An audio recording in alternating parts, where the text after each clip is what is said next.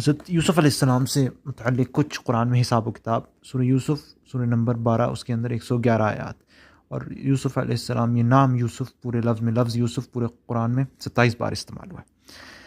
اچھا، پہلی بار سورہ نمبر 6 کی آیت نمبر 84 میں، اور آخری بار سورہ نمبر 40 کی آیت نمبر 34 میں. انفیکٹ اس کے علاوہ ساری جو استعمالات ہوئے ہیں باقی کے 25 وہ سورہ یوسف ہی میں ہوئے ہیں، ان دونوں کے علاوہ. اب مزے کی بات یہ کہ پہلی آیت کے اندر اگر آپ سورت یوسف کے جتنے کل استعمال ہوئے ہیں لفظ سورت میں پورے قرآن کے اندر 27 جمع کریں پہلی آیت کے اندر، تو آپ کو سورہ یوسف کی آیات ملیں گی 111. اور اگر آپ آخری ریفرنس میں 40 سے 34 نکالیں تو آپ کو پہلی آیت کا سورت نمبر ملے گا.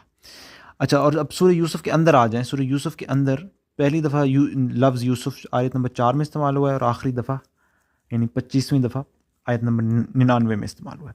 اس سورت کی آیات سے سورت کا نمبر نکال لیں تو آپ کو وہ آخری آیت نمبر ملے گا جس میں نام یوسف استعمال ہوا ہے. سبحان اللہ. مزید موضوعات کے لیے سبسکرائب کریں.